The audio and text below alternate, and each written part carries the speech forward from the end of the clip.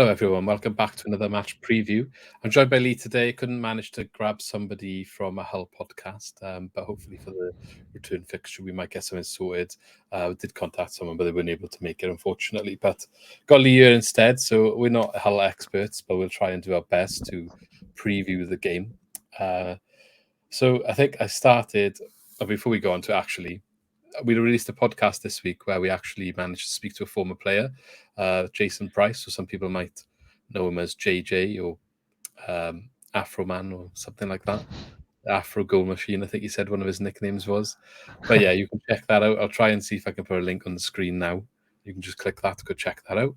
I think it was about an hour and a half. He was just telling us stories about his time in Swansea, about not necessarily all about the football side either. They talked about the nightlife and just sort of becoming a footballer from living a normal life as a boy in a Welsh town and the change and how to adapt to that, which he found quite hard at first. So yeah, go check that out and hopefully you enjoy it. We'll try and get more of that sort of stuff in the future if we can. Obviously, it's dependent on how we can reach out. It was a good listen. I enjoyed it. I was gutted I missed it, but it was a good listen. You have to come to the next one. Yeah. Because as I said at the start of that, my Swans fan story, I didn't start watching in that. I mean, to be fair, when he started playing for the Swans, I would have been 2. So, yeah. But obviously you can look back at the history, but some of it's quite hard to find in detail, like compared to what it is for the recent history. Yeah. You obviously see the finishing results, but when you're looking at specific games and try to find the highlights or whatever, it's not always easy to find these days. Yeah. But yeah, so go check that out. It was a good conversation. He did also touch on nearly getting to the Welsh team and some of his other clubs that he sort of did as well. And yeah, some good memories, I think, that he obviously enjoys talking about it. Anyway, let's move on to this week. So I did on my own the Sheffield preview, and I introduced that talking about the situation around Michael Obafemi. So at the time, when I did that, he obviously hadn't been omitted from the game against Sheffield. And I said, I think, when I was talking about it, as the situation develops, opinions can change. But essentially, we have to give the benefit of the doubt, in my opinion, because you just don't know what happened on deadline day. You don't know what the club did. You don't know what he did. It could have been like, we know the club was open to offers and open if it gets to a certain fee, they were going to sell him. And I think we're the sort of club that would be a case of like, we've accepted this bid, you're going, rather than do you want to go? And he's, he had troubles at the start of his time at Swansea, so I feel like that he's the sort of player that if he's told that sort of thing, then his head is going to drop. Like, oh, I've been playing well, and you just forcing me out, and now his head's going to drop. So I was having the benefit of the doubts, just in case there could have been a situation like that happened, or maybe he'd gone up to Burnley because he's told to go up there just in case of a bid accepted. So he's travelling a lot, so he was missed out of the QPR game or whatever as a result of those things. Now he's also been missed from the Sheffield game, and I think the latest development being called up to Ireland, maybe it's a little bit more acceptable, I think, to start asking questions about what is actually going on here and from his side, especially. I think Russell Martin is dealing with it quite well, though. So I don't know what your take of the situation is. Yeah, I think he dealt with it well last time. I mean, he said his discipline was all off. I think that's what he sort of touched on this time last year, wasn't it? I think we heard rumours of being late to training and not showing the right attitude. And I think Russell Martin, I think he smashed it basically because he had him when he came back into the squad. He was brilliant. The back end of last year, he was unplayable. So I think obviously this has happened again, and he's gone for a bit of a wobble. It sounds like he's got the mentality where he could go into a strop, and I think that's what we're seeing. But I don't know what to make of it really. I'm a bit worried. I was so glad that the club sort of held out and said no, like we're not accepting these bids, and they were quite good bids as well, weren't they, for Obafemi. So I was really happy with the club for showing a bit of resolve and saying like, no, we don't need to sell him now. So I was over the moon with that. But I don't know. I think there could be a longer term issue if like he's had missing basically. If this goes on for another couple of weeks, which it could do, you could look at him missing basically half of last season and half of this season for throwing a tantrum. And I think you have to sell him anyway, and then don't get a fee that you could. So I think like fair play to the Swans for not taking the bid. I'm chuffed with that. If Russell Martin can do what he did last season and get him back in firing, great. But I think long term, long term he needs to go because he's had more strops than good strings of performances. It's a shame, really, isn't it? But like, it's a catch-22 because you want the club to hold out for offers and get the value for the players that they deserve. Or sometimes, when you don't need to sell, like they were saying, they didn't need to sell him.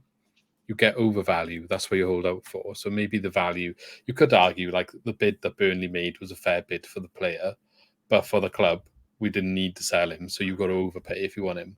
And that's a good stance to see having. And we've said, I agree. We've given him criticism for Rodon, for not Ben Davis, Connor Roberts and Jamal Lowe in recent history. So they've done well this time. But then the problem is, maybe you're never going to get that fee for him now because he's not playing enough. He's having a strop. I know. Even now, Burnley are looking at it like, oh, well, maybe we've dodged a bullet there. Like the Patterson situation, isn't it? He's not really performed since his situation. And everyone wanted him in January after his first half of the season last year. Nobody wanted him in summer. I know he ended up signing a new contract, but it's all gone quiet about anything about him leaving, and he's also gone quiet on the pitch. So with Obafemi, like, I don't know, because it's like it's one of them where I know people are saying like, oh well, good riddance. He's not in the team. If he's going to act like that, don't have him in the team. All this, that, the other, and it's like, okay, that's fine. You're going to play the hard stance, and you're going to teach him a lesson, and you could say that's a good thing, but then in that case, we've lost out on all this money because we should have just sold him. So, like, what is the right answer? But then you wouldn't have known he was going to drop if you accepted. No, exactly. So we'd and be that's having why a conversation then, like, oh, they should have held out, and you can't. No, that's why I think the club's unlucky because they've done the right thing, but obviously you can't foresee they've done it with the wrong player essentially, but not that they would know that he was going to throw a strop if he has. But I'm assuming that's what it is. Else, like, don't bother doing this because you will be dropped, and this is how it's going to go. So here's an example. It's a good stance. He is quite young though. He's still quite young, isn't he? Yeah. So I don't know. With having the two spells of bad attitude and potentially attack. I mean, we're still speculating, but I mean, we can guess probably what's going on. But he is quite young. It could be. We don't really know these days. Shouldn't go in maybe too hard. It could be a confidence thing. It could be as young. It just could be a mental side of things that he's struggling with. But we don't know. But I think long term, probably not what we want to the club. Yeah, Russell Martin haven't thrown him into the bus or anything, and he's played quite. He's been honest but reserved, I think, with the situation. And it got to, like I said, it got to hold a little bit of reservation about jumping completely on it. So we know all the facts. Same as what I said last week. There is still the possibility that the reason he's having this drop is because he felt unwanted, and if feeling wanted is a big thing for him. And all of a sudden he's like, well, why are you even entertaining bids for me? Like, why are you sending me up to Burnley just in case? I don't appreciate that. Like, I've been putting it all out for you on the club, and I don't want to leave. And you will sell me if the bid is met, right? And I don't want to go. But then that could be the case. We don't know.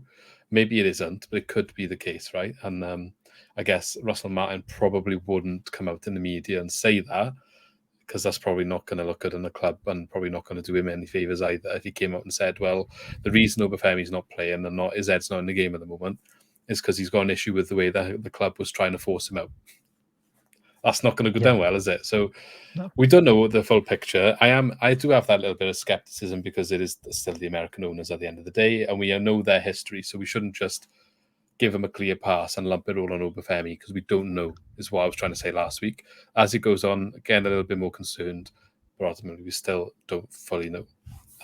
He did say, didn't he, though, that for him to come back into the team, he needs to earn the respect back from the players, the fans, and the coaching staff, I think is what he said yesterday.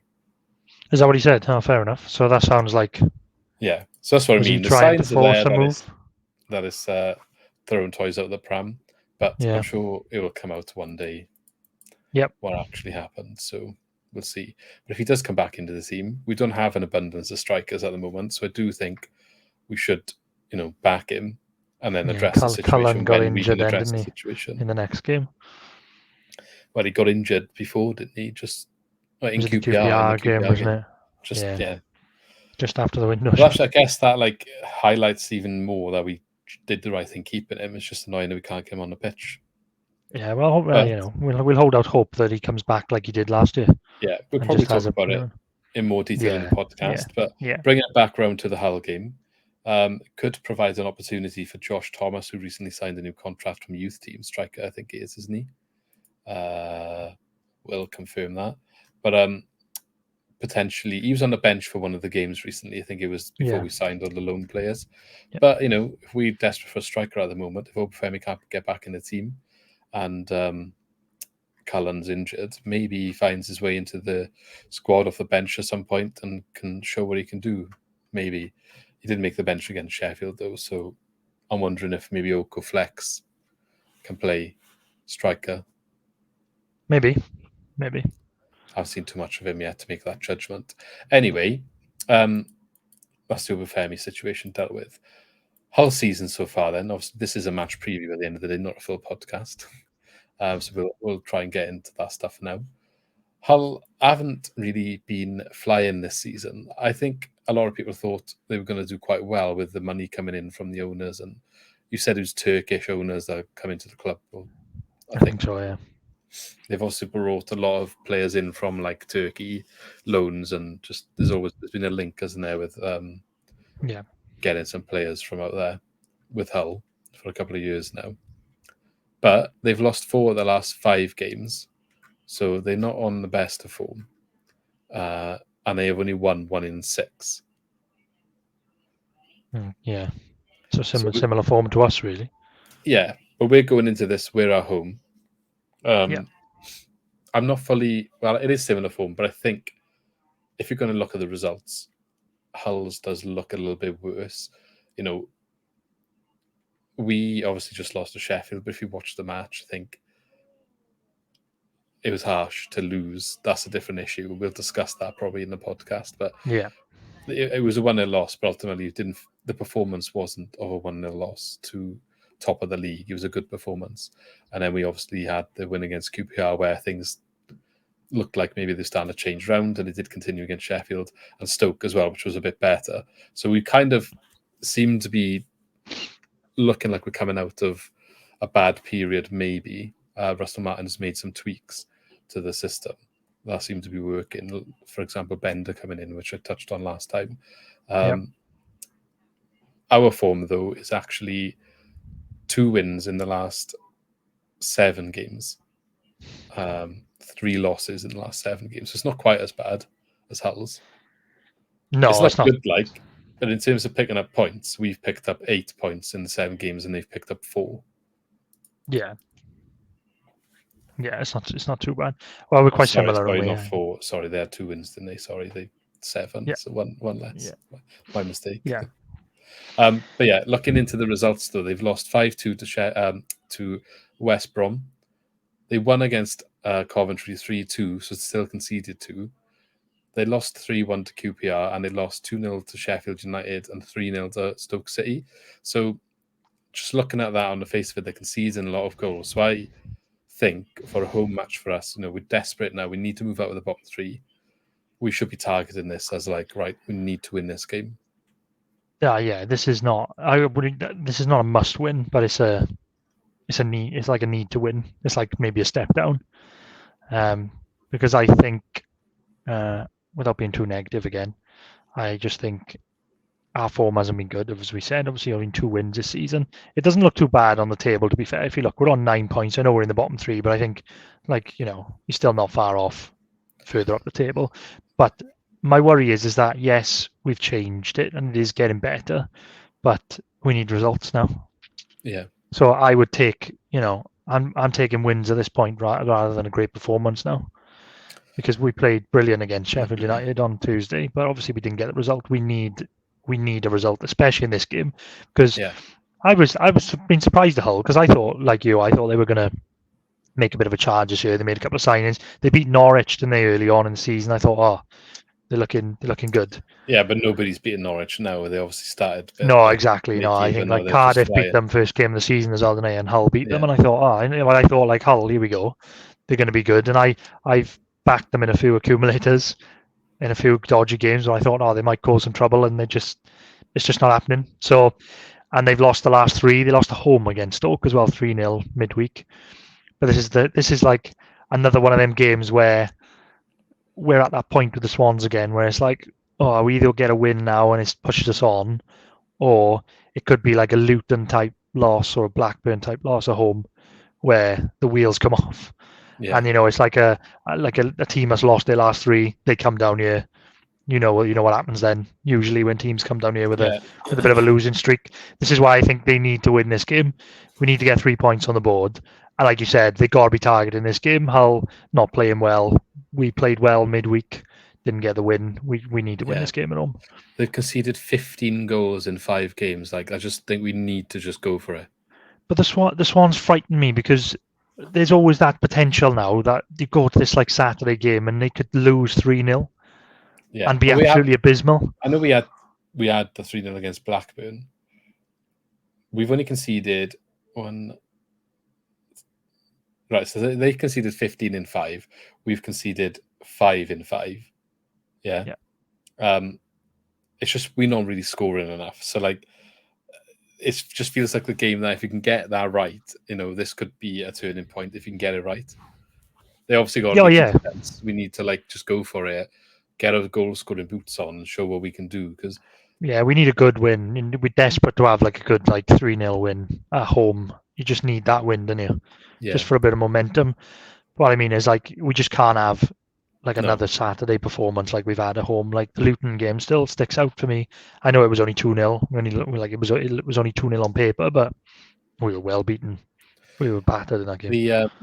The manager perhaps just isn't cut out for this league. Maybe obviously he's not done any English football before, as far as what I can tell.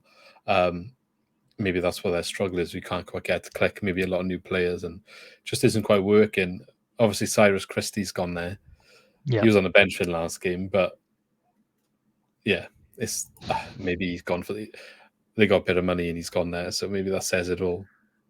By the sort of signing that they've been making, I'm not going to claim to know an awful lot about their team, which is why I normally try to get somebody on these videos, but obviously we haven't got that today. But John Michael Seri in midfield is probably a standout. And then they signed a few unknowns. They signed a striker from Fenerbahce, which I think they had on loan last year. They spent a couple of million. I think they spent about I think they spent about 2 million on one of them, 4 million on another. They spent good money for the championship at this time. Yeah. Yeah, they have spent some decent money. But like I said, I don't know a lot about their team. Yeah. Ryan Longman, he's there. Obviously, you mentioned Cyrus Christie, Ryan Woods. They were on the bench the last game, so I don't know whether they'll start. Not that Ryan Woods has really done anything since we didn't get him. I think everyone got over that pretty quick. But I just think we need to attack them. We need to go for it. They're obviously going to be low on confidence as well.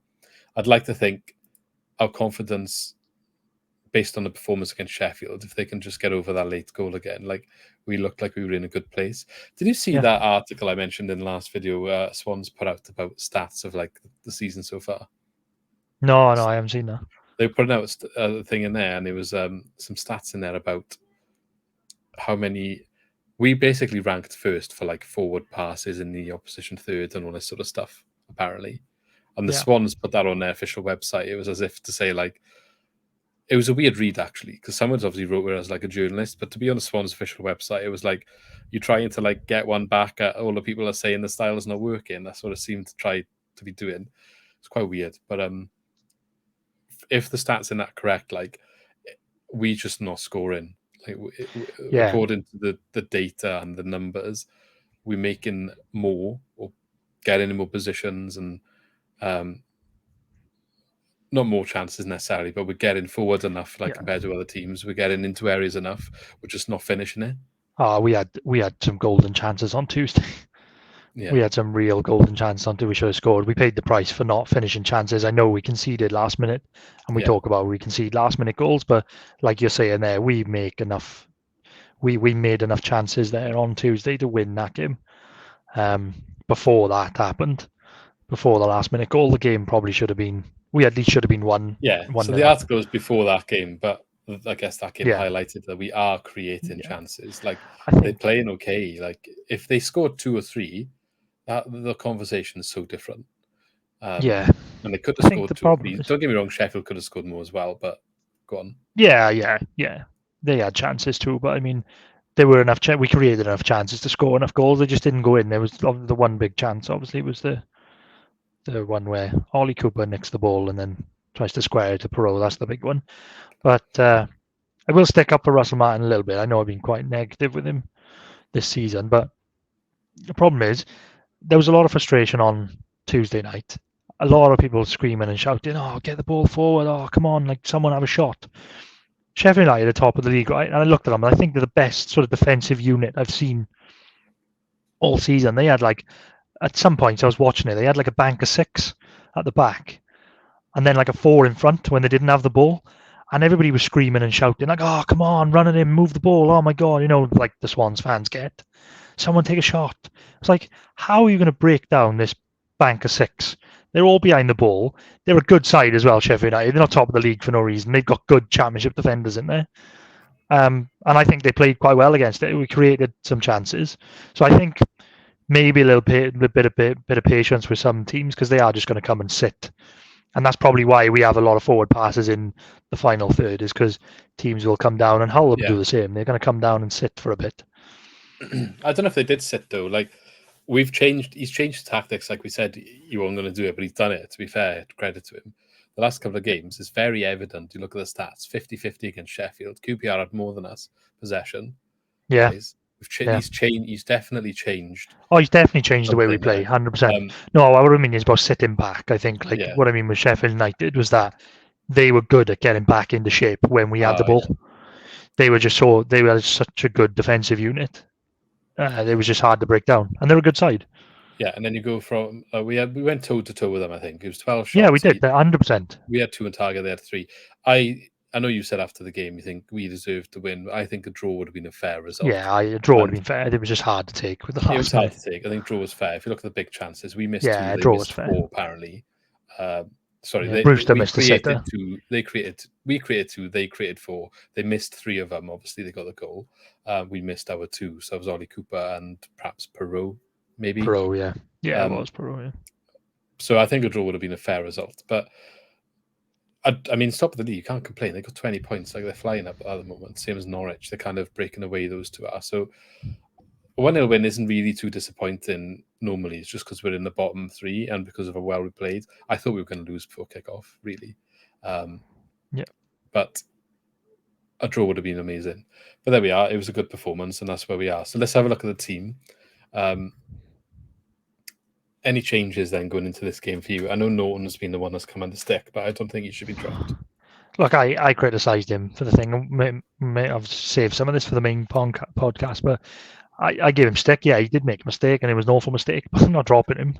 He's like one of the best players we've got. He's been brilliant. Yeah. He was brilliant in that game. He just made the mistake. I'm not dropping him. I put out a tweet about it. On the Swans cast Twitter, just saying, like, for me, the issue, and just to put out there, I'm not making any changes for this game. Maybe I'm bringing in Darling for Wood. I don't think Wood had the best game personally. Darling is another one. Like, what's happened there? Yeah, we'll talk about that in a sec, but I might bring him in for Wood. Otherwise, I'm happy to not make any changes based on what they put out in that last game. I definitely am not bringing in Cham, and I'm definitely not bringing in Patterson. And what irritated me about the stick Norton was getting, and this is what I tweeted about, was everyone's quick to highlight the individual error that's ultimately cost us that game. And it was an individual error, and it did cost us the game. But for the rest of that game, he's worked hard, he's had a really good performance, and he's played really well. It's one error, and it's cost us. But that happens. It happens to everyone. Lionel Messi or Ronaldo, they've missed a penalty before. It could be the same thing, and that's cost them a win. Yeah, it's like it happens to every player in a certain scenario, whatever your role is. Goalkeepers drop clanger. Every goalkeeper's dropped a clanger, right? It happens. You can't just go and then drop him and say he should retire or not because he's had one error. I'm sure he will go in I know, it's ridiculous. And own that error. He's an experienced player and he needs to own it, and he will say sorry and he will get on with it and do it in the top performance in the next game. What I can't forgive and what I think needs to be called out is Patterson and Cham just coming on from the bench and being pedestrian every single week. That is literally, I know people they were arguing like, oh yeah, well, and Cham did do a bit of effort. He did run around a bit.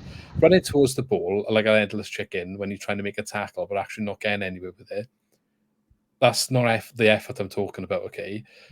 No. I mean, like every time he's passed the ball, it's a bad touch or he's lost it.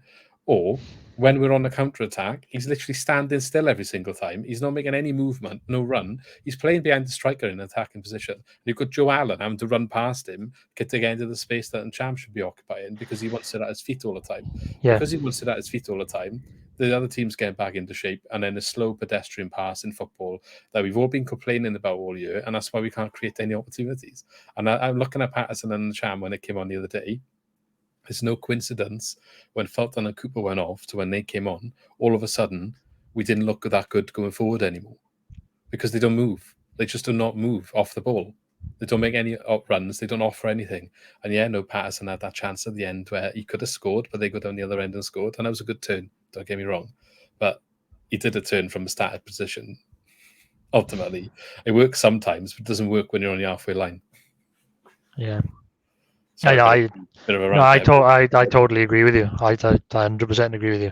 And you know what, like, I'm not shy about my feelings towards Cham. I don't like him as a player.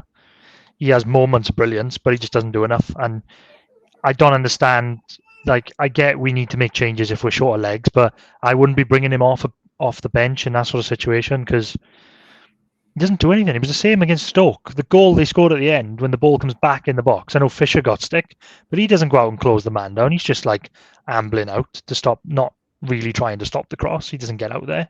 And it's happening every week. And that was the same in that game. Patterson and Ncham came on for Cooper and Fulton, and the game changed completely. And then they scored late. And yeah, they're not directly responsible for the, conceding the goals, but it is changing the game in a negative way. It's changing the way we were so good again on Tuesday going forward. We looked good, and that all went to shit when they came on. And they're not doing it. They shouldn't be near the squad at the moment because Patterson's been injured.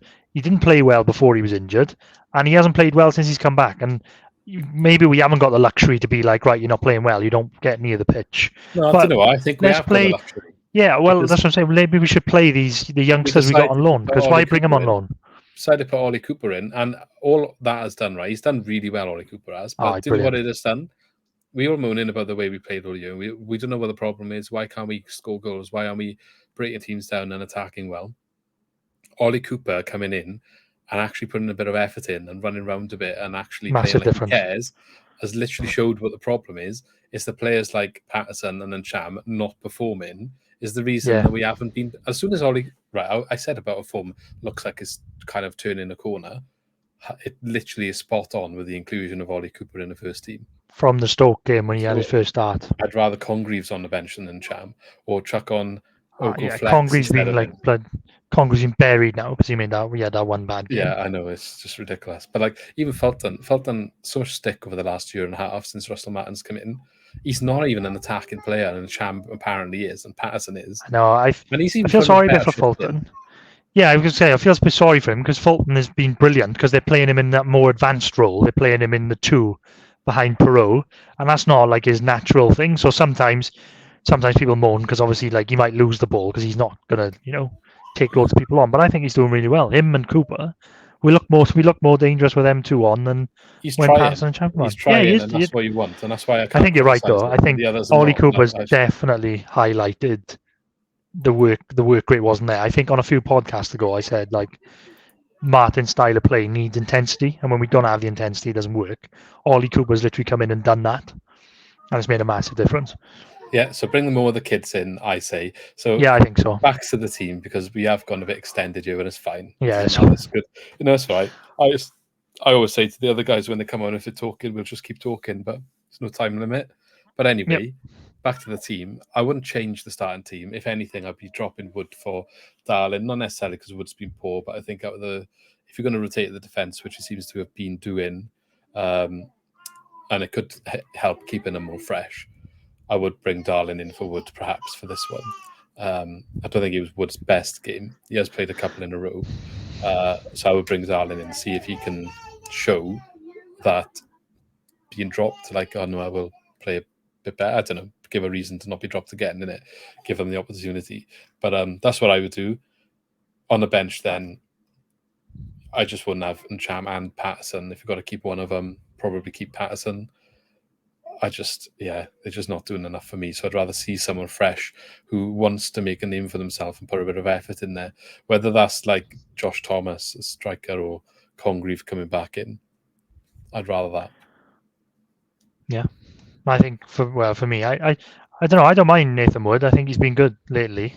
Yeah, I don't mind him. I just think if they're going to make one change, that's the only one I would do. I'm not saying I would do bring Darlin in for Cabango over Wood though, because Cabango still worries me. I think he's still got a clanger in him somewhere. I don't know. Sometimes I just don't think he looks comfortable. Yeah, Norton had all that stick for the goal the other day, but Cabango didn't do very well either. Yeah, so that's probably the only change I'd make. And he stood off Brewster and just let the pass come in. And maybe I'd bring in Cundle. Maybe bring him in for Fulton. Not that Fulton's played bad, but I'd rather it the other way round, because if it's a game we got to win, play with Cooper and Cundle, let them have a run out, and then you can bring Fulton on afterwards, rather than bringing on an attacking player later on, like Patson and Cham. Come on for Alan, bring on Fulton. Yeah, that's what I would do. I'd make those two changes. I would. It's 3 games in a week for Alan. Well, actually, it's not, because we didn't play last weekend. But Alan doing another 90 minutes, can't see that happening after playing midweek. So maybe that is a good shout. But yeah, I don't know. Like, I'm not going to try and predict Hal's team. We talked about a couple of the players that could feature. Not an expert on them, but their form not great, as we said. So we need to be targeting a win for me. Anything else you want to? What do you reckon then? Predict the result. I can't. It's so hard at the moment. Like I said, we could either win, or we could turn around and have an awful performance. But I'll be optimistic. Let's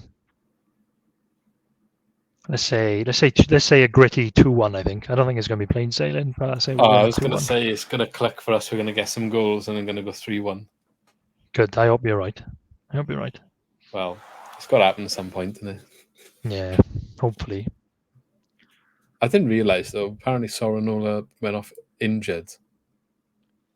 Oh, that was a point, actually. I forgot about that. I probably might bring Stevens in as well. He looked all right when he came on. Yeah, and if Sorinola doesn't do it for me either. I thought he's been all right recently. I have given him a lot of stick this year, but he's been better. I don't know.